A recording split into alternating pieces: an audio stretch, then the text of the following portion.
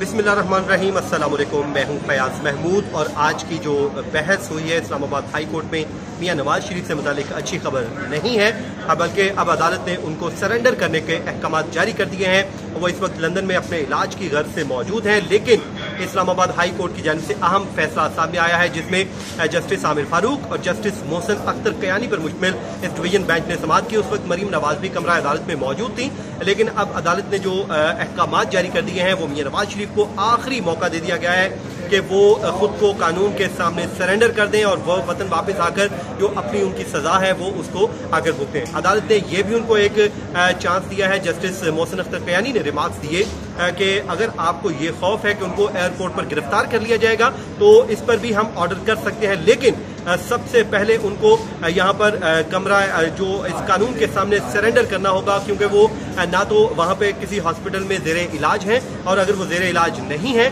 तो फिर जो मामलात हैं उसकी नौइयत को मुख्तलिफ किस्म की लगती है। ये जस्टिस मोहसिन अख्तर कयानी की जानिब से रिमार्क सामने आए। जो आज का जो मरकजी नुक्ता था, जब जैसे ही इस केस के समाअत का आगाज हुआ तो उस वक्त जो कमरा अदालत था वो मुकम्मल तौर पर वकला से भरा हुआ था, मीडिया की एक बड़ी तादाद मौजूद थी और जो मरीम नवाज हैं वो जब पहुंची तो वो अगली नशस्त पर कैप्टन रिटायर्ड सफदर के साथ बैठी और उन्होंने आगे जो हमारे वहाँ पर मीडिया के सवालात थे उनका भी जवाब दिया।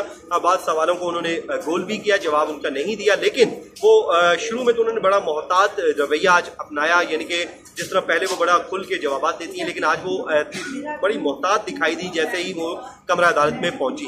तो इसके अलावा जो दीगर लीगी रहनुमा थे वो भी मौजूद थे और कुछ उनके इर्द गिर्द लोग खड़े भी हुए थे।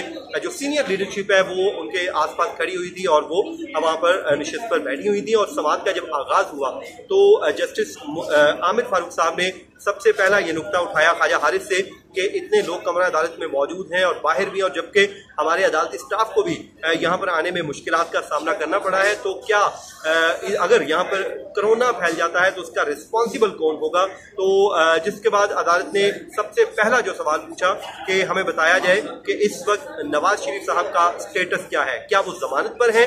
तो जिसके बाद ख्वाजा हारिस ने एतराफ़ किया, उन्होंने कहा कि इस वक्त जो स्टेटस है वो नवाज शरीफ का वो जमानत पर नहीं है, बल्कि उनकी जो जमानत है पंजाब हुकूमत ने जब मनसूख कर दी थी, तौसी नहीं दी थी, तो उसके बाद से वो बगैर जमानत के इस वक्त लंदन में मौजूद है।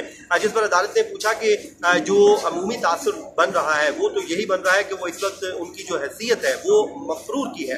तो जिस पर ख्वाजा आरिफ ने भी कहा कि बिल्कुल जो पहला तासुर यही बनता है कि वो इस वक्त मफरूर हैं। और उनके बाद अदालत ने उनसे पूछा कि अब इसका फर्दर क्या होगा, क्योंकि ख्वाजा आरिफ ने तस्लीम कर लिया कि नवाज शरीफ बगैर जमानत के लंदन में मौजूद है, उनको सजा हुई है, लेकिन उसके बावजूद उन्होंने जमानत करवाए बगैर ही, एक्सटेंशन के बगैर ही वहाँ पर मौजूद हैं। तो जिसके बाद अदालत ने कहा कि अब हमें बताएं कि इसका क्या मुस्तकबिल है, अब इस पर कैसे आगे बढ़ा जा सकता है, हमारी मुआवनत करें। तो जिस पर ख्वाजा आरिफ ने कहा कि इसके 3 ऑप्शन हो सकते हैं। पहला ऑप्शन उन्होंने पेश किया कि नवाज शरीफ सरेंडर कर दें। ख्वाजा आरिफ ने कहा कि दूसरा ऑप्शन ये है कि आप उनको मफरूर करार दे दें और उनके वारंट जारी कर दें। तीसरा ऑप्शन उन्होंने कहा कि क्योंकि आप अगर उनको मफरूर करार देकर, इश्तिहारी करार देकर वारंट भी जारी कर देते हैं तो उसके बावजूद क्योंकि जो अपीलें हैं वो एडमिट हो चुकी हैं, तो अब बाय लॉ आपको उन अपीलों पर फैसला सुनकर फैसला करने की अदालत पाबंद है।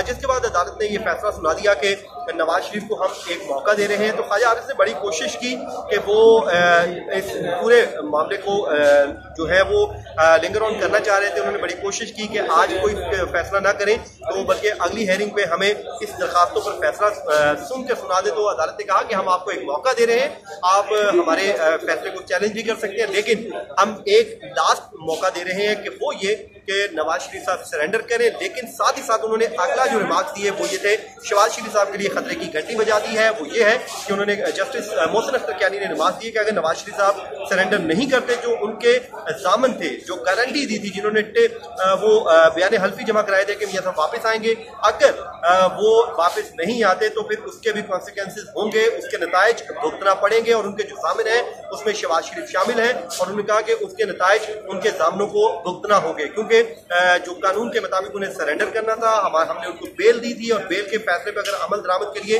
पहले हमें उनको सरेंडर करवाना जरूरी है। अगर वो सरेंडर नहीं करते तो फिर कानून के मुताबिक कार्रवाई होगी। और उन्होंने ये भी साथ में जो अगला जस्टिस आमिर फारूक की जानिब से रिमार्क सामने आए वो ये थे कि अगर नवाज शरीफ सरेंडर नहीं करते तो इसके मजीद नताइज ये होंगे कि उनको मजीद 3 साल की सजा भी हो सकती है, क्योंकि वो बेल ली और बेल लेने के बाद वो लंदन चले गए और वहां पे उन्होंने एक्सटेंड भी नहीं करवाई बल्कि वापस भी नहीं आ रहे। तो ये तमाम तर जो मामला है आज ज़ेर बहस आया। लेकिन साथ ही साथ जब नैब से पूछा गया कि जो अंडरटेकिंग दी गई थी उसमें यह भी लिखा गया था कि वफाकी हुकूमत परसू करेगी और जो हाई कमीशन के जरिए लंदन में पाकिस्तान जो हाई कमीशन है उसके जरिए इस पूरे मामले को देखेगी और जब और मियां नवाज शरीफ की सेहत से मुतालिक वो गाहे बगाहे वो जायजा भी लेती रहेगी। तो इससे मुतालिक जो वफाकी हुकूमत हमें अपना बताए कि क्या उन्होंने वहाँ पे जाके उनकी सेहत से मुतालिक कुछ पूछा है, उनकी सेहत से मुतालिक जानने की कोशिश की है या नहीं।